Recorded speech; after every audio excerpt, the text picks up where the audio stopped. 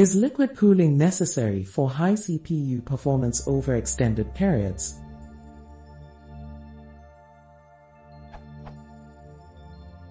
I'm planning on building a system for high CPU and memory performance. Graphics performance is not a major concern, as I do not plan to use it for gaming. I noticed that liquid cooling seems to have become common since my last build, and I am wondering if it is needed in my case. I do not plan to overclock any of the components. The intended use for the system is primarily development and occasional compute-intensive tasks that will run on all cores continuously for several days to a week. The system will not normally be in continuous usage like this, but it needs to be capable of occasional extended periods of continuous use at full capacity. I have included the main components below. CPU i7 5960X. Memory 64 GB DDR4.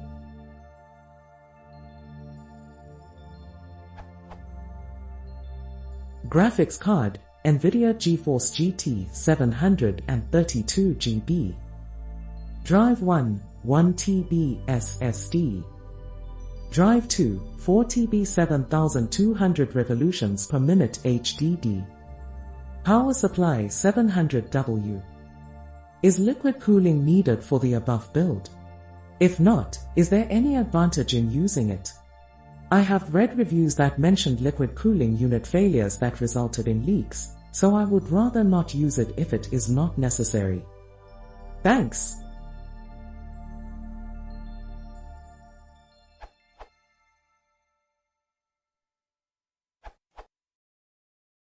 In short, no. Liquid cooling is still mainly for bragging rights. Getting those extra megahertz from hardware and pushing for extra benchmark points. Will you need something aftermarket to cool your system? Absolutely. Of course, keeping temperatures as low as possible is always a thing we strive for, but you have to weigh up the costs and risks to the performance benefits.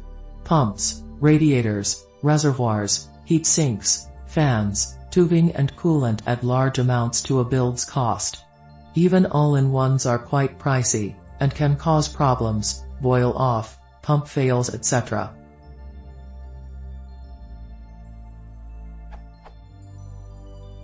Another downside with water cooling is that it is difficult to tell that anything has failed. They can operate near silently and leaks can go undetected until something blows up. This is not to say they are less reliable than fan-cooled systems, but at least you know if your loud fans have stopped working, and there's very little chance of them taking anything else out with them if you are around monitoring. Basically, I would get a beefy heatsink with at least a 120mm fan, something like a Noctua or Zalman, I am not affiliated, and then an intake and an exhaust to keep cool air moving. RAM cooling is rarely necessary, but solutions are available from companies such as Corsair. Get quality assured names with plenty of reviews. This PC sounds fairly mission critical, so invest wisely to keep it running.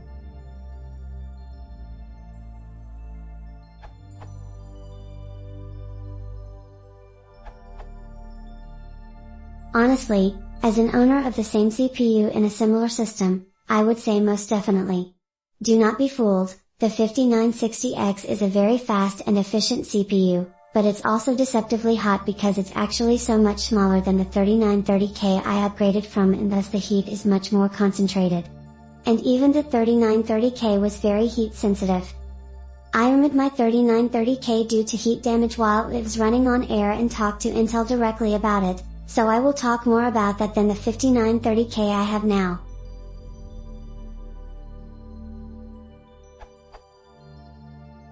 If you actually look at the specification of the CPU, which nobody ever seems to do these days, it's only rated for 66 degrees max, virtually the same as the 3930K. According to Intel, that's because the CPU is so far from the heat spreader and CPU case temp sensors that when the sensor reads 66, the cores are significantly higher in places. I omitted my 3930K due to heat-induced failure and it never did over 75C, but it must have been a lot more because that managed to burn out TSC circuits in the chip and its self-reporting features refused to boot any OS. That was on an Arctic freezer i30 at stock clocks. It's actually damn near impossible to keep the 3930K under 62C, its max is a little lower than the 5960X, under load without a very noisy system, and I'd actually alt-tab from gaming sometimes to let the CPU cool, so add 2 cores, make all of them smaller, so the heat is more densely packed, and your problems only increase, even with lower power draw.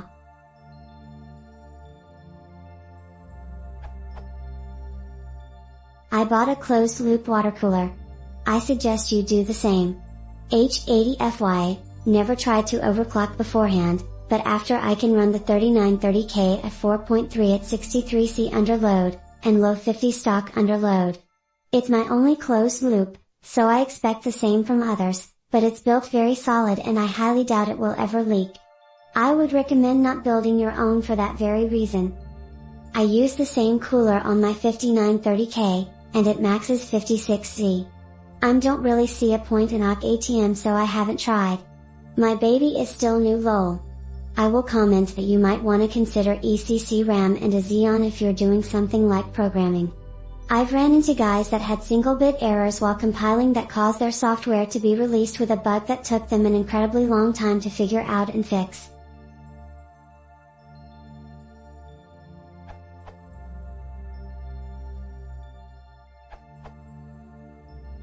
For reliability, you may want to look into passively cooling the CPU with an oversized heatsink and install extra large fans in the chassis. The reason is having the CPU fan fail tends to cause a much longer downtime than replacing a chassis fan. If you run the chassis fan directly off the SU instead of the Mobo, you can even change them out without turning off your computer. Larger fans also last longer because it doesn't need to spin as fast to push the same volume of air. It will also naturally run quieter for the same reason.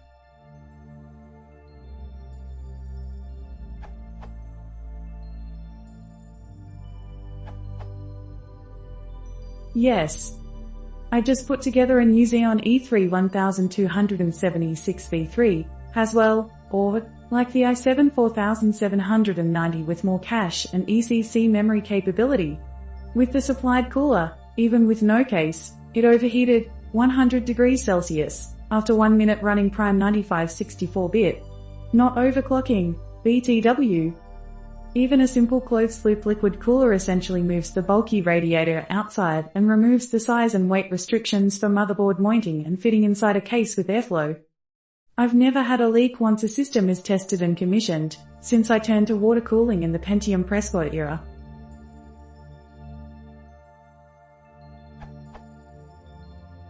For mundane systems I use something like the Cooler Master big square radiator that sits on top of the CPU with a 140mm fan on the side.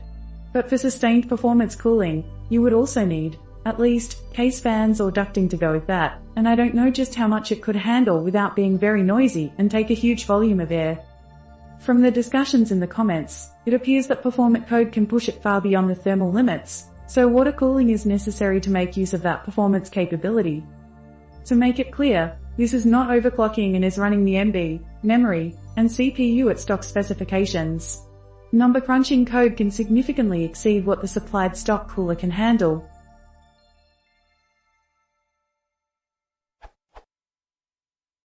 Likewise, the turbo core feature is not applicable because, with the standard settings, it will not be engaged unless some of the cores are idle, and simply not boosting will not be considered an error if boosting would push it over the limit.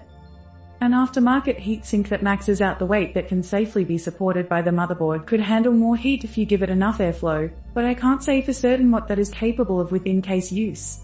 My gut feeling is that if it doesn't make as much noise as a vacuum cleaner, it won't keep up.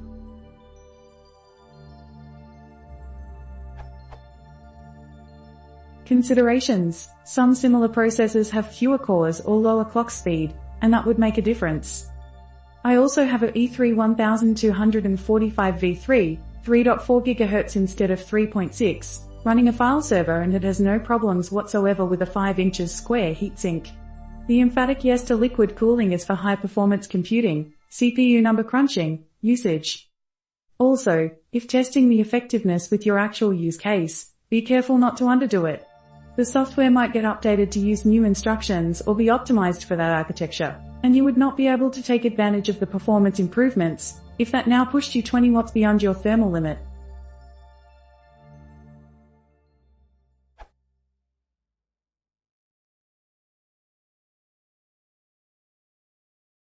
This is One Castle Podcast channel. Please